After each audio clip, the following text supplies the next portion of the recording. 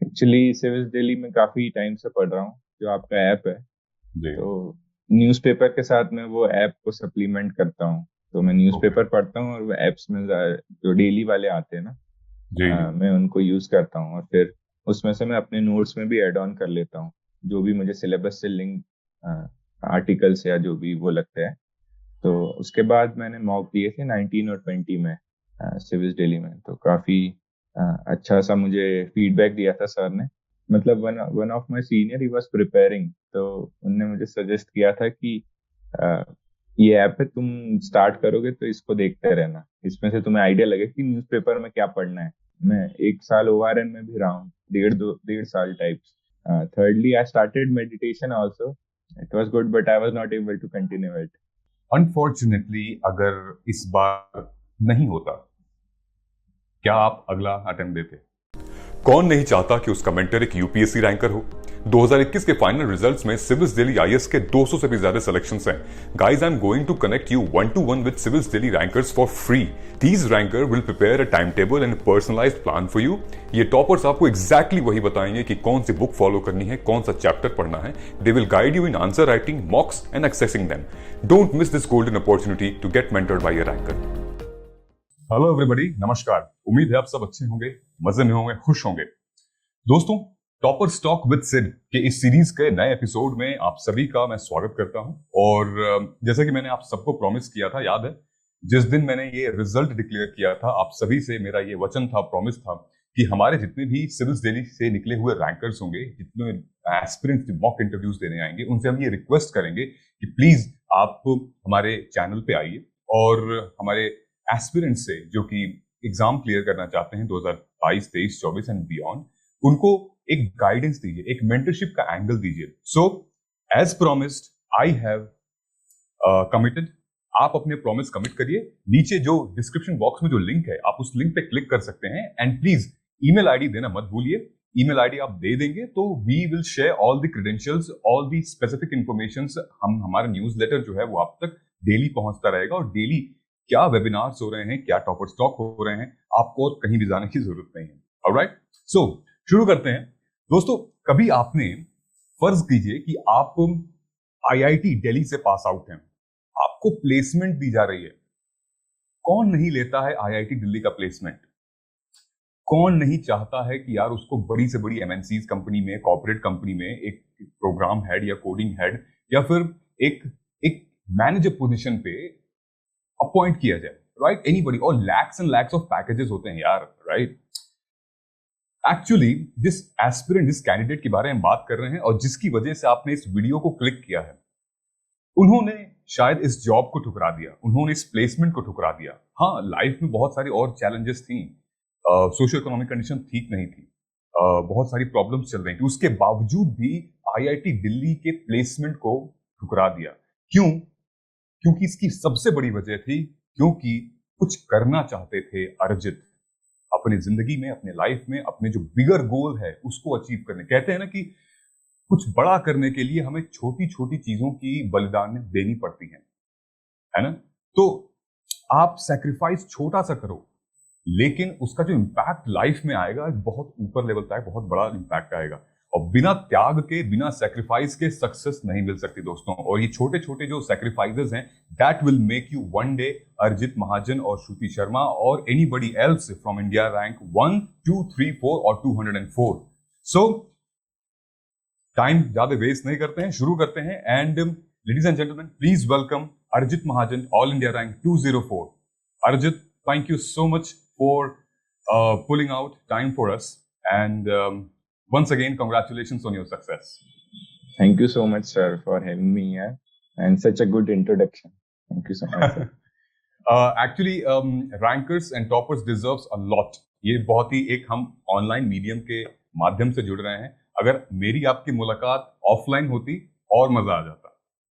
जी sir, बिल्कुल। Great. So once again, guys, congratulations to Arjit on his success. And today we are going to talk about the nitty-gritties of during this preparation. And कहाँ पे pen area था, कहाँ पे बिल्कुल ध्यान नहीं देना पड़ा था. So we will talk about all this. So once again, तो डिस्क्रिप्शन बॉक्स में लिंक है, उसको आप फिल करिए और हम इस टॉपर स्टॉक के शो को आगे बढ़ाते हैं. सो अरिजीत अरिजीत सॉरी, मैं बार बार आपको अरिजीत पुकारता हूँ कि ये मेरी टीम की गलती है, मेरी गलती नहीं है। सो अरिजीत, हाउ वाज इट, कैसा लग रहा आपको? बहुत 3-4 साल की जर्नी थी मेरी, तो अभी काफी रिलैक्स्ड हो रहा है, धीरे धीरे सिंक इन हो रहा है। फैमिली भी काफी खुश है, तो थोड़ा सा एमलेस भी लग रहा है कि अब क्या करें, क्योंकि 3 साल से पढ़ाई कर रहे थे तो एक एम था, तो पार्ट ऑफ लाइफ हो गया था यूपीएससी। तो अभी ढूंढ रहा हूँ और टारगेट्स कि आगे क्या करना है, बट अभी तो बहुत खुशी है। राइट। दोस्तों, अर्जित का ये सफर आसान नहीं था। मतलब 4 साल किसी भी एक एक प्रोसेस को आप 4 साल निभाना यार मुश्किल है। लोग रिलेशनशिप नहीं निभा पाते हैं 10 दिन। मतलब 10 दिन में आप देख रहे हो, और ये इतना इंटेंस प्रोसेस है ना। और यूपीएससी की preparation it's totally intense preparation, और 4 साल तक इस यहाँ पे रखना और बहुत मुश्किल होता है। सो राइटली सेड अर्जित, आई थिंक कि वो 4 इयर्स तक निभाना it was not easy, and it's an commendable commendable job. So हम शुरू से शुरू करते हैं। एक एक ओवरव्यू आप हमें शेयर कर सकते हैं about your education background and family background? So basically, I was born in Khaknar. It is a place in Burhanpur district of MP, okay. and most of my schooling has been from Indore since class 3. Okay. After that, I did my BTech in Production and Industrial Engineering from IT Delhi. I completed that in 2018, जी। and my father is into construction business. Right now, he's not working, but he was into construction business, and my mother is a homemaker. और 18 के बाद I started preparation, और फिर उसके बाद मैंने 4 attempts दिए। जी। सो ये यूपीएससी का आइडिया कब से आया जहन में? कोई बचपन में, या फिर डैडी ने मोटिवेट किया, कोई कहानी, कोई कलेक्टर आया था, या फिर कब आया जहन में यूपीएससी क्रैक करना? बचपन का सपना तो नहीं है, क्योंकि फैमिली में गवर्नमेंट में कोई भी नहीं है। तो बेसिकली जब कॉलेज में था तो इंदौर में क्लीनिनेस का वो कैंपेन वगैरह चल रहा था, तो एडमिनिस्ट्रेशन काफी हाईलाइट हुआ था, तो मुझे एक तब आइडिया लगा था कि कुछ यूपीएससी के थ्रू हम डिस्ट्रिक्ट कलेक्टर बनते हैं, और फिर वो सब जो एडमिनिस्ट्रेशन होता है डिस्ट्रिक्ट का वो करते हैं। Meanwhile some of my friends were also preparing for UPSC in the college. Okay. तो उसके बाद जो नेचर ऑफ वर्क मुझे लगा कि काफी रेलेवेंट है in terms of the society, और मैंने अपने खुद के सिटी में देखा कि कितना चेंज ला पाया था एडमिनिस्ट्रेशन। तो उसके बाद मैंने फाइनल ईयर तक डिसाइड कर दिया कि I will go for UPSC. Okay. वैसे what motivated you to join? Is that only the cleanliness which was happening in Indore during 2016-2017? तो आपको एक broader message क्या मिला कि if I put my foot into the services, then what can I do? Broader message ये मिला था कि जो हमारे आसपास सोसाइटी है, हम बस कंप्लेन करते रहते कि ये प्रॉब्लम है, ये प्रॉब्लम है, जी। बट वो जो चेंज हम ला पाते वो मैं कॉरपोरेट सेक्टर या कहीं और या फॉरेन जाके वो नहीं कर पाता।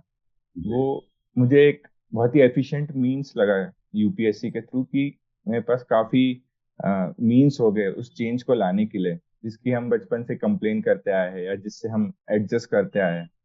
तो वो मुझे काफी इफेक्टिव वे लगा यूपीएससी के थ्रू, तो इसलिए मैंने डिसाइड किया था। Right. Great. Well, thank you so much for answering that question. हमने आपका पोस्ट अपने ग्रुप में शेयर किया था, तो बहुत सारे ऐसे एस्पिरेंट्स हैं, बच्चे जो तैयारी कर रहे हैं, उनके कुछ क्वेश्चंस हैं, लेजिट क्वेश्चंस हैं। So I have a list of like 5-6 question, and based on that हम उस पे आपसे क्वेश्चन करेंगे। So basically one of our aspirant name Abhishek, so उन्होंने ये कहा है कि मतलब हाउ 2018 में आप प्रीलिम्स नहीं दे पाए थे, but what happened, how did you prepare कि नेक्स्ट ईयर आप इंटरव्यू तक पहुंच गए थे? सो 2018 में मैंने बिना प्रिपरेशन के प्री दिया था, और it was a part of my strategy, क्योंकि मुझे बिल्कुल आइडिया नहीं था एग्जाम का। तो मुझे एक बार एक आइडिया चाहिए था कि वेयर आई स्टैंड। इसलिए मैंने 18 में दिया था। I scored only 32 marks in prelims. फिर 19 में first I started with optional, जो 18 के मिड से दिसंबर तक मैंने ट्राई किया कि ऑप्शनल का जितना भी कवर हो पाए। मैं optional is geography by the way, तो ऑप्शनल जितना कवर हो पाए उतना मैंने ऑप्शनल किया। फिर उसके बाद सिंस मुझे काफी कम स्कोर आया था 18 में, तो मैं थोड़ा प्रीलिम्स के लिए नर्वस था, तो मैंने थोड़ा जल्दी स्टार्ट कर दिया था।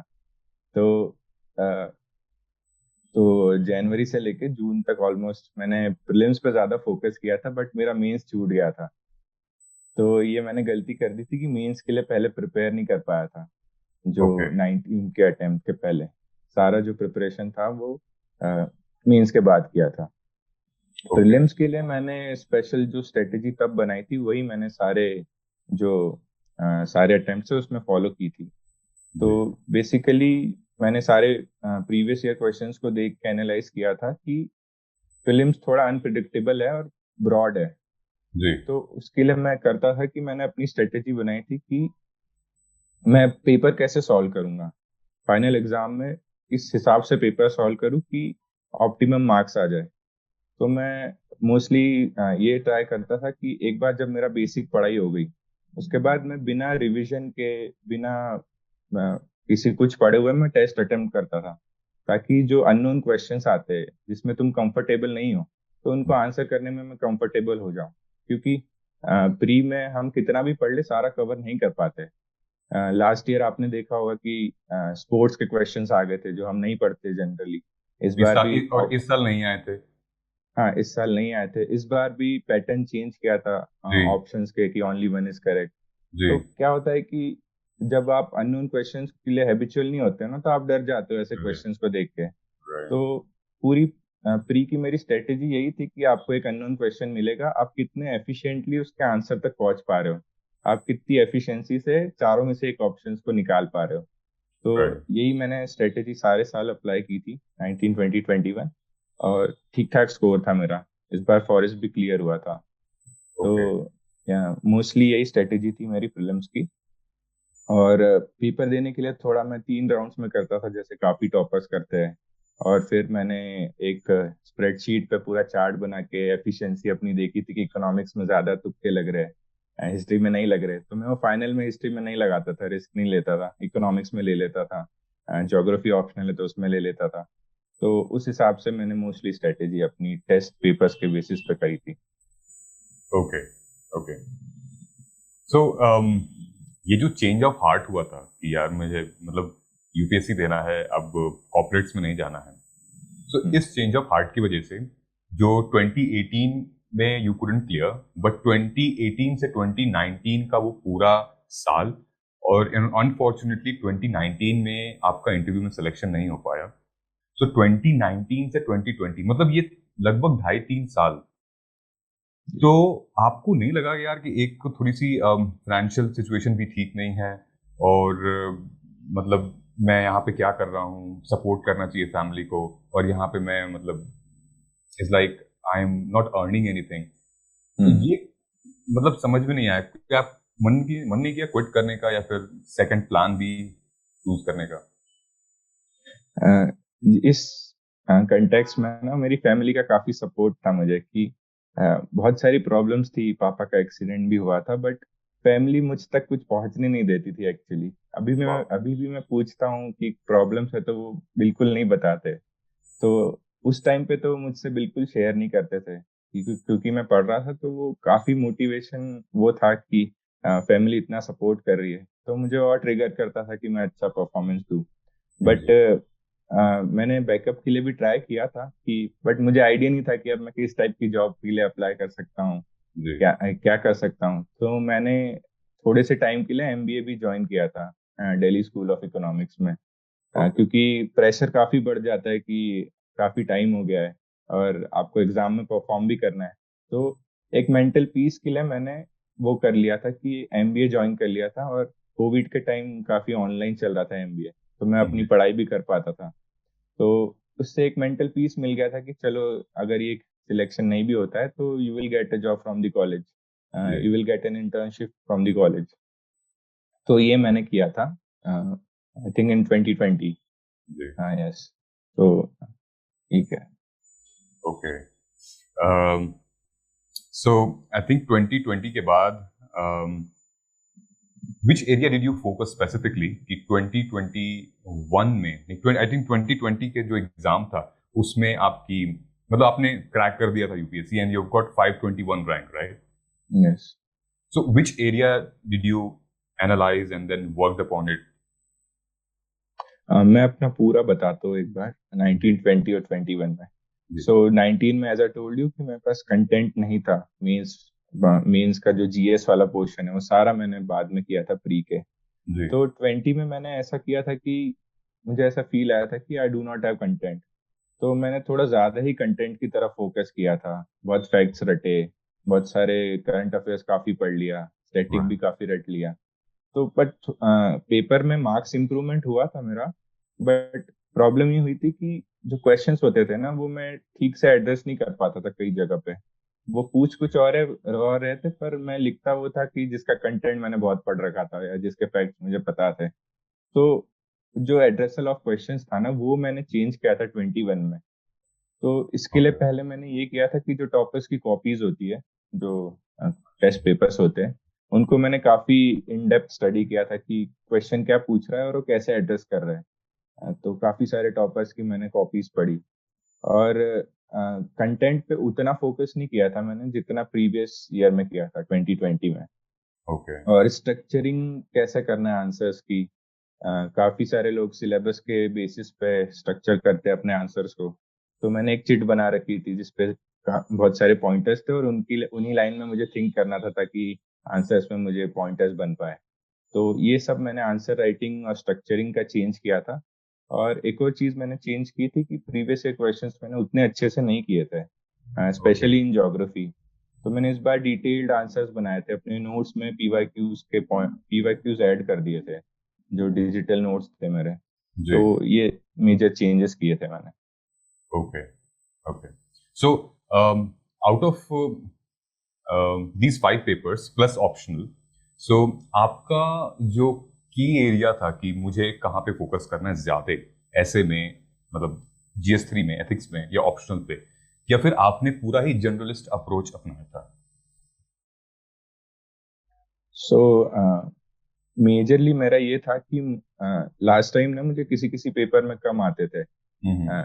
कोईयों में ठीक आते थे, किसी किसी में काफी कम आ जाते थे। जी। तो ब्रॉडली मैंने ये डिसाइड किया था इस बार कि मैं सारे पेपर्स को फोकस करूंगा और 2 या 3 पेपर जो हो गए वो स्ट्रॉन्ग पॉइंट पॉइंट हो गए मेरे। तो जो ऑप्शनल था और जो पेपर 2 में मेरे ठीक नंबर आते थे जीएस के, तो ये मैंने रखा था कि इनका मैं इनको अपना स्ट्रॉन्ग रखूंगा, बाकी किसी पेपर को छोड़ूंगा नहीं। क्योंकि लास्ट टाइम से मुझे यही था, 19 में भी ऐसा ही हुआ था कि कईयों में ठीक थे और कुछ कुछ में बहुत कम रह जा रहे थे। तो इस टाइप की अप्रोच रखी थी मैंने इस बार। ओके। तो स्पेसिफिकली मतलब जैसे कहते हैं कि यार एथिक्स को इग्नोर मत करो, इट्स एन स्कोरिंग सब्जेक्ट, अगर आप ध्यान से और करोगे तो ethics you can score. For example अभी जो AIR 1 है या AIR 6 है, इन लोगों के एथिक्स के स्कोर सबसे ज्यादा हैं, सबसे ज्यादा। हम्म। It's like AIR 1 is ethics topper as well and GS topper as well, right? So इसकी इसके लिए would you आपने इसको स्पेशल तैयारी की थी या फिर वही एंड में हम एथिक्स पढ़ेंगे ये वाला? नहीं, एक्चुअली ना मैंने मिस्टेक की थी इसमें, क्योंकि 19 और 20 के जो पेपर्स थे ना उसमें मेरा एथिक्स और ऐसे काफी स्ट्रांग था। तो अच्छा। ऐसे में लास्ट टाइम 138 थे मेरे और हाँ। एथिक्स में भी अच्छे थे। बट इस बार पता नहीं क्यों मैं उतना फोकस नहीं किया दोनों पे। तो उस वजह से ये भी बताना चाहता हूँ कि अगर आपके लास्ट ईयर कुछ स्ट्रांग हो गए ना तो वो जरूरी नहीं है इस साल भी स्ट्रांग हो। इस बार ऐसे में आई थिंक 117 आए हैं मुझे। और एथिक्स का मेरा एक केस स्टडी भी छूट गया था। I am a very slow writer. तो एथिक्स में ये भी होता है कि पेपर कंप्लीट करना भी एक बड़ा हाँ, चैलेंज है। बड़ा चैलेंज है। तो आई गॉट 99 इन एथिक्स। तो एक केस स्टडी नहीं किया था मैंने उसमें। तो काफी वेटेज होता है केस स्टडी का एथिक्स में। तो एग्जैक्टली। हम्म। आई थिंक जो केस केस स्टडी है एथिक्स की, जो सेक्शन बी होता है, हमें हम्म। रीडिंग की हैबिट थोड़ी तेज करनी चाहिए उसमें, और जो हम रिलेट करते हैं, बिकॉज अगर केस स्टडीज है वो बहुत सारे रियल टाइम सिचुएशन होती है उसमें, और एक तो इतना लंबा होता है 2 पैराग्राफ का, उसके बाद छोटे छोटे 2 क्वेश्चन होते हैं। एंड ये हाँ, देन मैं एक और चीज बताना चाहता हूँ कि मेरी नॉर्मली स्ट्रेटेजी वही थी कि मैं पहले एक दो क्वेश्चन करता था एथिक्स के 10 10 मार्क वाले, फिर जी। मैं केस स्टडी करता हूँ, फिर मैं वापस वो करता हूँ 10 मार्कर।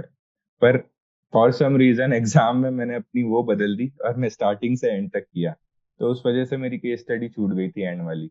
अच्छा, तो ऐसा क्यों, इसका रीजन क्या था कि आप पहले एक थियरी करते थे, एक केस स्टडी करते मैं वार्म अप के लिए पहले 2 क्वेश्चन करता था, टेन थे? मार्कर।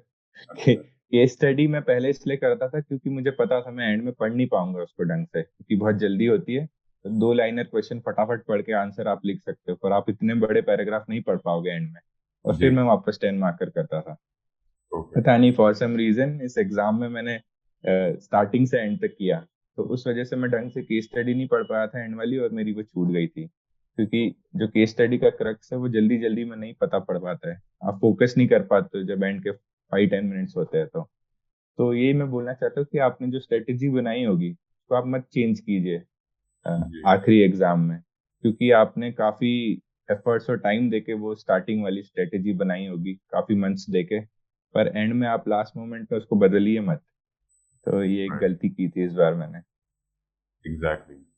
वो एक पुरानी कहावत है कि अम, अगर अगर आपको पेड़ काटना है तो सबसे ज्यादा ध्यान आप कहाँ दोगे, मतलब सबसे आरी ज्यादा में। ध्यान आप कहाँ दोगे। हाँ, तो आप ये जो है अपने एक्सेस को 99% आप काम, you will sharpen your axes, right. Hmm, उसके बाद 1% वो तो एक स्टैब में खत्म। तो आई थिंक जो आप कहना यही चाह रहे हो कि जो स्ट्रांग है उसको इग्नोर मत करें, और hmm, because the strong subject has already given you proven results in the past, और फिर उस पर हम थोड़ा सा ओवर कॉन्फिडेंट ना हो। And I think right. एक जनरलिस्ट अप्रोच हमें हर साल लेना चाहिए, और एवरेज टाइम देना चाहिए हर पेपर को, सब्जेक्ट। यस। राइट। GS3 की क्या अप्रोच थी इस बार? GS3 में बहुत कम मार्क्स मतलब सबके आए हैं ऑफ कोर्स, तो इसमें क्या आपकी अप्रोच थी? GS3 में मेरे भी कम ही रहे ऑलमोस्ट, इस बार भी 87 टाइप्स है। तो अ, मैंने उसको ज्यादा फोकस नहीं किया था, बस बेसिक इतना हो जाए कि 80s 90s तक पहुंच जाऊं, उतना ही ओके। रखा था। तो उसके लिए मैं बस करंट अफेयर्स के पॉइंटर्स बना रखे थे, और जो सिलेबस के जो नोट्स है, जी। जो GS3 का सिलेबस है उसके एक्सटेंसिव नोट्स बना रखे थे। इनफैक्ट मेरे GS3 के नोट्स काफी बल्कि है with respect to other papers. तो जो सिक्योरिटी हो गया, डिजास्टर मैनेजमेंट हो गया, तो इनके मैंने डिजिटल नोट्स बना रखे थे।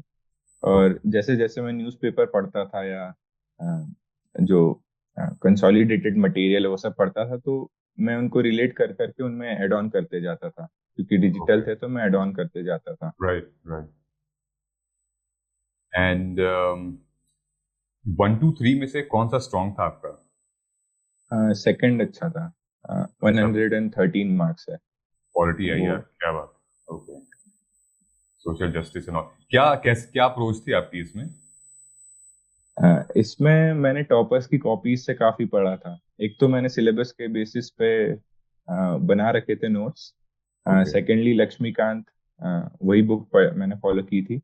और ओके। थर्डली जो टॉपर्स की कॉपी है, जैसे राधिका गुप्ता मैम थी 17 या 18 रैंक, तो जी। उनकी कॉपी थी। तो मैं उनके आंसर्स देखता था कि वो कैसे लिख रही है। तो अभी आजकल ये ट्रेंड चल रहा है कि काफी सारे कोर्स आते हैं GS2 में, बड़े बड़े क्वेश्चन आते, फिर उनको हम्म। डिस्कस या क्रिटिकली एनालाइज। तो मैम हर वो जो कोट होते थे ना, उनके हर पार्ट को एड्रेस करती थी, क्वेश्चन के हर पार्ट को एड्रेस करती थी। तो उस टाइप का स्ट्रक्चर मैंने फॉलो किया था। You mean coat?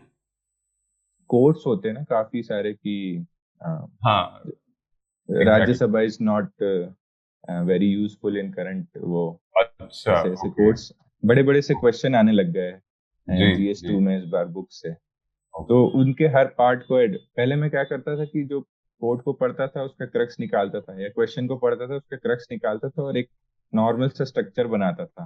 पर मैं अब हर पोर्शन को एड्रेस करता था कोड के, फिर डिस्कस लिखा है तो बोथ साइड लिखता था, ऐसे ओके। करके जो टॉपर्स की कॉपी से वही से मैंने इन्फर कर करके उसको इम्प्रूव किया था। ओके। या आंसर के स्ट्रक्चर में भी कुछ किया था क्या, मतलब पॉइंटर्स में या टैबुलर में, फ्लो चार्ट, सिमेटिक्स वगैरह, मतलब ये यूज करना? Since I am from geography तो मैं मैप्स तो बहुत यूज करता था पेपर 1 और 3 में। 2 में इतना मैं ये नहीं यूज हाँ। करता था, कहीं कहीं पे अगर चार्ट वगैरह का एकदम लगता है तो बनाता था।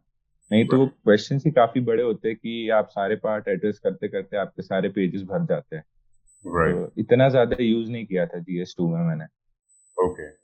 अच्छा, यहाँ पे ज्योग्राफी की आप स्ट्रेटजी एक बार शेयर कर दीजिए अपनी, पेपर 1 पेपर 2 दोनों की, कैसे और क्यों लिया आपने ज्योग्राफी? पहले तो मैं बता देता हूँ क्यों लिया। तो जब मैंने लिया था तो आई वॉज वेरी न्यू, तो बिल्कुल ज्यादा आइडिया नहीं था। तो बेसिक यही था कि मैं अपना इंटरेस्ट देखूँ और सिलेबस पढ़ लूँ। तो मैंने 2-3 ऑप्शनल शॉर्टलिस्ट किए थे, सोशियोलॉजी, ज्योग्राफी, और मैंने सारे सिलेबस पढ़े। जी। और उनमें से मुझे जो इंटरेस्टिंग लगा, या उस टाइम पे मैं देखता था कि इसका ओवरलैप है ज्यादा GS से, तो हम्म। उस बेसिस पे मैंने डिसाइड किया था कि I will go for geography. तो बाद में इंटरेस्ट भी बन गया था, तो ऐसे कुछ प्रॉब्लम नहीं थी कि आपको 3 साल पढ़ना था। जी। तो बेसिकली इंटरेस्ट ही होना चाहिए, क्योंकि मोस्ट ऑफ हाँ। मोस्ट ऑफ अस उनकी जर्नी थोड़ी लंबी हो जाती है। कुछ जी। कुछ एक होते हैं जो 1 साल में कर देते हैं। तो आप 3-4 साल तक पढ़ पाए ऐसा ही ऑप्शन लीजिए, बोर मत होए, सेचुरेट मत होए। राइट। और पेपर 1 और पेपर 2 की थोड़ी डिफरेंट डिफरेंट स्ट्रेटेजी है मेरी ज्योग्राफी की। तो पेपर 1 मेरा ठीक था हमेशा से, तो उसके लिए बस मैंने कंटेंट पे फोकस किया था। जो भी सिलेबस था उसके कंटेंट को इम्प्रूव करने के लिए। तो मेरा स्टेबल स्कोर रहा है हमेशा 138, 136, 138 इस बार भी। तो पेपर 1 में हमेशा स्टेबल स्कोर रहा है, तो मैंने इतना ट्राई नहीं किया कि मैं कुछ एक्स्ट्रा एफर्ट डालूं। मैं बेसिक अपने नोट्स को सही से रिवाइज करता था, एकदम ऑप्टिमम टाइम देता था पेपर 1 को, कि मुझे ओके। पता था कि उसमें इम्प्रूव करने में थोड़ा ज्यादा एफर्ट लग जाएगा। और since I was going till interview stage every time, तो मुझे इतना टाइम नहीं होता था कि मैं अपना कंटेंट इम्प्रूव कर पाऊँ। जी। पेपर 2 में मेरा स्कोर काफी कम रहता था। 19 में 117 था, फिर 107 हो गया था। फिर इस बार 141 पहुंचा है, तो काफी ओके। इम्प्रूवमेंट हुआ है। तो पेपर 2 के लिए 3 चीजें मैंने इम्प्रूव की थी। एक तो स्ट्रक्चरिंग जो GS में कर रहा था, सेकेंडली मैं मैप्स नहीं बनाता था ढंग से, और इस बार मैंने हर टॉपिक पे केस स्टडीज बना रखी थी जो कि राइट। मैं आंसर्स में यूज करूँ।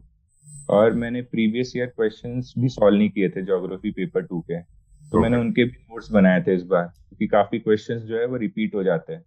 ओके। तो इन चारों चीजों के कॉम्बिनेशन से, और 1-2 टॉपर्स की कॉपीज देखी थी कि कैसे लिख रहे हैं वो, राइट। तो इन सब से मैंने ज्योग्राफी पेपर 2 में इम्प्रूव किया था। ओके। एंड आपका क्या स्कोर था 2020 में और 21 में, ऑप्शनल दोनों में? 2020 में 244 था, अभी 279 है। ओके। सही है, मतलब 279 इज बियॉन्ड एवरेज थोड़ा सा।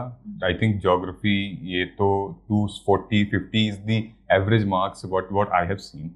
And hmm. हाँ, 275 80 90 ये तो बियॉन्ड एवरेज है। तो हाँ, आई थिंक जो हमने डिस्कशन किया था कि वो ज्योग्राफी और आई थिंक ये आपका GS2 और ऐसे ये वाला एरिया था थोड़ा सा स्ट्रॉन्ग। हम्म। ग्रेट। सिविल्स दिल्ली के साथ कब आपका इंटरेक्शन हुआ? How did you come across with civils Delhi? Actually civils Delhi में काफी टाइम से पढ़ रहा हूँ, जो आपका ऐप है। जी। तो न्यूज़पेपर के साथ मैं वो ऐप को सप्लीमेंट करता हूँ। तो मैं ओके। न्यूज़पेपर पढ़ता हूँ, और वो एप्स में जो डेली वाले आते हैं ना, जी। जी। मैं उनको यूज करता हूँ, और फिर उसमें से मैं अपने नोट्स में भी ऐड ऑन कर लेता हूँ, जो भी मुझे सिलेबस से लिंक आर्टिकल्स या जो भी वो लगते हैं। तो उसके बाद मैंने मॉक दिए थे 19 और 20 में सिविल्स डेली में, तो काफी अच्छा सा मुझे फीडबैक दिया था सर ने। तो ओके। ये 2 इंटरेक्शन रहे मेरे सिविल्स डेली पे। ओके। आप, मैंने देखा आप ऐप बहुत टाइम से यूज कर रहे हो आप, मतलब आप हाँ, मैं काफी रिलीजियसली यूज टाइम से कर कर रहे रहा हूँ। हो, आई राइट? थिंक कॉलेज से ही कर रहा हूँ मैं। कॉलेज से ही अ, कर रहे हो आप? मतलब one one of my senior he was preparing, तो उनने मुझे सजेस्ट किया था कि अ, ये ऐप है, तुम स्टार्ट करोगे तो इसको देखते रहना, इसमें से तुम्हें आइडिया लगे कि न्यूज़पेपर में क्या पढ़ना है या किस टाइप की चीजें पढ़नी होती है। तो मैं तब से ओके। देखता रहता था थोड़ा थोड़ा थोड़ा। राइट। आई थिंक अर्जित, अगर आप किसी भी एक सिंगल सोर्स से, अगर आप स्पेसिफिकली, अगर आपको लगता है कि हाँ ये रिलायबल सोर्स है, अगर सिविल्स डेली का ऐप रिलायबल सोर्स है या फिर कोई भी अदर ऐप, तो अगर हम स्ट्रेटेजिकली अगर फोकस्ड होके पढ़ें तो we can get good content और हमें एक कनेक्शन मिल जाता है उससे, राइट? राइट। जी। Great, thank you so much for answering it. एक एक क्वेश्चन जो मतलब मेरे जहन में हमेशा घूमता है जब भी टॉपर्स के साथ इंटरव्यू, टॉपर्स टॉक होता है, ये जो पूरे के पूरे इस जर्नी में how did you keep up your mental peace? क्या, क्योंकि आई थिंक इसमें एक एक्सरसाइज, वर्कआउट और एक फिजिकल एक्टिविटी का बहुत बड़ा रोल होता है, एक सेल्फ मेडिटेशन का एक बहुत बड़ा रोल होता है। So how did you cope up with these situations? जी। तो दो तीन चीजें मैं करता था। तो मैं एक साल ओआरएन में भी रहा हूँ, डेढ़ साल टाइप्स। तो मैं वहाँ पे रनिंग करता था। तो उससे काफी फ्रेश फील होता था, तो मैं डेली रनिंग जाता था। सेकेंडली, मैंने थोड़े से फ्रेंड्स बना रखे थे, तो वी यूज टू डिस्कस। तो कभी भी स्ट्रेस होता था या कुछ होता था तो मैं थोड़ी देर बात करके आता था, और फैमिली से भी बात कर लेता था फोन पे। thirdly, I started meditation also. It was good, but I was not able to continue it. तो राइट, हाँ, मेडिटेशन मैंने ट्राई किया है, बट मुझे रनिंग से काफी फायदा हुआ था। तो राइट, रनिंग मैं डेली करता था, अभी भी करता हूँ। राइट, तो जो बेसिकली मेरा मानना है कि आप दिन भर बैठे रहते हो, ब्लड सर्कुलेशन बिल्कुल सही नहीं होता बॉडी में, आप राइट, ओबीस हो जाते हो। तो थोड़ी देर रनिंग करने से आप बिल्कुल फ्रेश हो जाते हो, ब्लड सर्कुलेशन अच्छा होता है, आपको नए लोग मिलते हैं, कुछ नया लगता है, तो फिर आपका माइंड भी उस तरह से एक्टिव रहता है। तो राइट, फिजिकल एक्टिविटी हमें पूरी तरह से गिव अप नहीं करनी चाहिए। और फिर एग्जैक्टली। हमारा मेडिकल टेस्ट भी होता है पीटी के बाद। तो हाँ, हाँ, कई लोगों को प्रॉब्लम्स होती है उसमें। तो हाँ। आप अपने जो वेटिंग में डाल देते हैं, 6 महीने, 3 महीने, 4 महीने, हाँ देखा है मैंने। तो जी। ग्रेट। सो आपने फ्रेंड्स का जिक्र किया। मैं एक मोस्ट आस्क्ड क्वेश्चन बच्चों के रहते हैं कि कुछ कुछ होते हैं लोग जो कि ऑफ कोर्स वो दिल पुल योर लेग्स, ताना मारते हैं एक तरीके से। अरे तू तो बड़ा आदमी बन रहा है यार, अब तू तो बड़ा आदमी बन जाएगा, क्या करेगा, अरे कलेक्टर साहब बनेंगे, ये ऐसे। सो इन सारी सिचुएशंस को, there are friends actually, they know you, they support you, they will help you from the core of their being. कैसे आप फाइट करते थे? सोशली एक्टिव थे या फिर पूरा क्लोज्ड? नहीं, सोशल मीडिया तो मैंने 2020 तक बंद कर दिया था। ये 18 से 20 बंद था। फिर लास्ट टाइम जब सिलेक्ट हुआ था उसके बाद से स्टार्ट किया था व्हाट्सएप वगैरह यूज करना, इंस्टाग्राम वगैरह। ओके। बाकी तो वहाँ पे रूम में जो हमारे बिल्डिंग में जो दोस्त थे वो काफी फॉर्चुनेटली मुझे अच्छे मिले थे। कोई लेग पुलिंग वगैरह नहीं होती थी, सपोर्ट करते थे। तो अब वो लक है या पता नहीं क्या है, बट उस टाइप के इश्यूज मैंने फेस नहीं किए थे, क्योंकि I had only limited friends. जी, और जो पहले के फ्रेंड्स थे वो भी थे, जो कि not they are not related to UPSC. जी, तो बस इन्हीं टाइप के फ्रेंड्स थे मेरे। जी। Great. No, thank you so much. I think last two question. एक है, मैं आपसे ये एक ब्रॉड मैसेज मैं चाहता हूँ आप दें बच्चों को जो कि 2022 के मेंस लिखने वाले हैं। 16 सितंबर, 16 is the schedule date for mains. Hmm, so what would be your guidance और मेंटरशिप टू देम? कैसे करना चाहिए उनकी तैयारी? अभी 90 डेज बचे हैं मेरे ख्याल से। जी। तो मैं पहले यही बोलना चाहता हूँ कि आप लोग ऑप्शनल पहले कवर कर ले, जो पहला मंथ है। और आप ब्रेक्स लंबे मत लीजिए। कई बार लोग प्री के बाद लंबे लंबे ब्रेक्स ले लेते हैं या रिजल्ट का वेट कर रहे होते हैं। Even those who are not getting selected, आप मेंस के लिए प्रिपेयर कीजिए, क्योंकि प्री जब निकलेगा तब निकलेगा, बट मेंस जब भी आपको मेंस देने मिले आपको फुल शॉट देना होगा, क्योंकि मेंस का ही सबसे ज्यादा वेटेज है। जी, आप मेंस रेडी रहिए, हो जाइए। तो आप even if your films is not getting you are not getting through films, आप मेंस के लिए प्रिपेयर कीजिए। उसके बाद जो मेंस दे रहे हैं उनके लिए यही है कि सिलेबस और प्रीवियस ईयर क्वेश्चंस। अभी उतना टाइम नहीं है कि हम टेस्ट सीरीज को उतना एनालाइज किए कि टेस्ट सीरीज में नहीं बन रहे, क्योंकि यूपीएससी के पेपर्स हमेशा डिफरेंट होते हैं टेस्ट सीरीज से। तो आप प्रीवियस ईयर क्वेश्चंस और सिलेबस को ज़्यादा प्रायोरिटी दे। इसका मतलब ये नहीं है कि टेस्ट सीरीज छोड़ दे, आप प्रैक्टिस के लिए टेस्ट सीरीज यूज कीजिए, बट आपका मेजर फोकस इन दोनों पे ही होना चाहिए कि आप प्रीवियस ईयर अच्छे से करें और सिलेबस अच्छे से कीजिए। और हाँ, एक और चीज बताना चाहता हूँ कि मेंस के बाद ब्रेक लेते हैं, मैं बहुत बड़े बड़े ब्रेक ले लेता था, तो कंसिस्टेंसी टूट जाती है। तो राइट बड़े ब्रेक्स मत लीजिए, आप लगे रहिए, मैराथन है, धीरे धीरे इम्प्रूवमेंट होती है। तो ये एक मिस्टेक मैं हमेशा करता था और शायद अगले में भी करता मैं, वो रोक नहीं पाता हूँ, मैं बड़े बड़े ब्रेक्स ले लेता हूँ। तो राइट मेंस के बाद अब बड़ा ब्रेक मत लीजिएगा, लगे रहिएगा थोड़ा थोड़ा पढ़ते हुए। Great. No, thank you so much for answering this question. और जैसा आपने बोला कि यूपीएससी डेफिनेटली एक मैराथन है, लेकिन हर दिन स्प्रिंट भी है। तो तो ये बहुत ही एक एडवाइस थी जो मुझे दी गई थी बहुत पहले, so I thought I should share with you. एक वन लास्ट क्वेश्चन, अनफॉर्चुनेटली अगर इस बार नहीं होता, क्या आप अगला अटेम्प्ट देते? मेरा था कि मैं जो जस्ट वाला जो प्री था, मैं उसके लिए प्रिपेयर नहीं कर पा रहा था, क्योंकि अ, मेरा इंटरव्यू 25 को था, तो लास्ट सेकंड डे पे था। तो ओके और मैं सर्विस में भी था, मैंने ज्वाइन कर ली थी, तो ट्रेनिंग भी थी, तो मुझे कॉन्फिडेंस नहीं आ रहा था प्री का। तो मैं इस बार का प्री नहीं देने वाला था, बट मैं एग्जाम जरूर देता, वो मेरा डिसाइडेड था नेक्स्ट ईयर। तो मैं बिल्कुल पहले से डिसाइडेड था कि जब तक अटेम्प्ट एग्जॉस्ट ना हो जाए या जब तक एएस नहीं बन जाओ, तब तक देते रहना है। तो मैं देने वाला था आगे। और ओके ओके। हाँ, ये कुछ थोड़ा सा कंट्रोवर्शियल क्वेश्चन था ये, बट एक्चुअली बहुत सारी चीज़ें डिपेंड भी कर जाती हैं बच्चों की,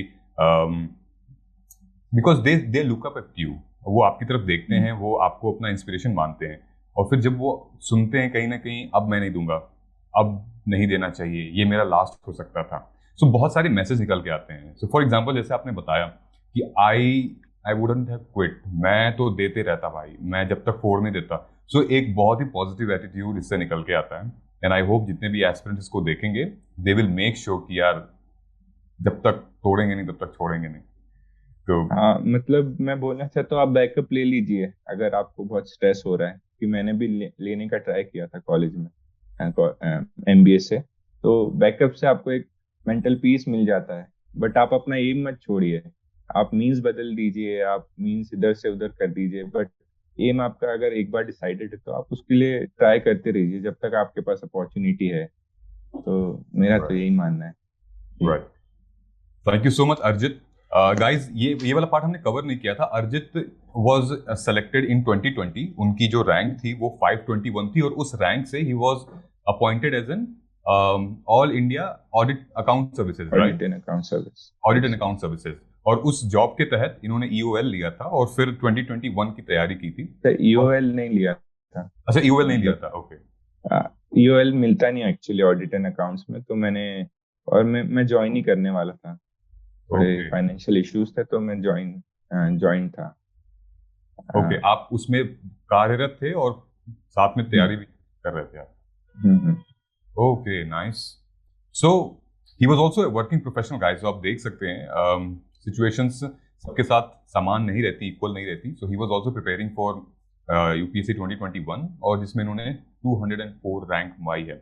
आई थिंक लास्ट ईयर अभी जो 5th एलोकेशन आई है अर्जित, उसमें आईपीएस क्लोज हुआ है 279 पे, आई थिंक 263 पे आईपीएस क्लोज हुआ है, और आईएएस तो जनरल के लिए 79 पे क्लोज हुआ है, और आईएफएस तो खैर सीट ही बहुत कम है इस साल, 103 पे। सो लेट्स सी, होपफुली आपको आपकी मनचाही प्रेफरेंस मिले, एंड हम सभी यही कामना करते हैं कि इस बार आप जो भी आपकी फर्स्ट प्रेफरेंस है वो आपको मिले, और इस एस्पिरेंट के विशियस साइकिल से आप निकलें। Thank you so much sir. Great, thank you so much, it was pleasure speaking with you, और इतना वक्त साझा करने के लिए हमारे साथ आपका बहुत बहुत शुक्रिया। Same here sir, nice meeting you. Same here, thank you so much, all the best. Thank you. Subscribe to our YouTube channel and press the bell icon on the YouTube app and never miss another update from Civil's Daily.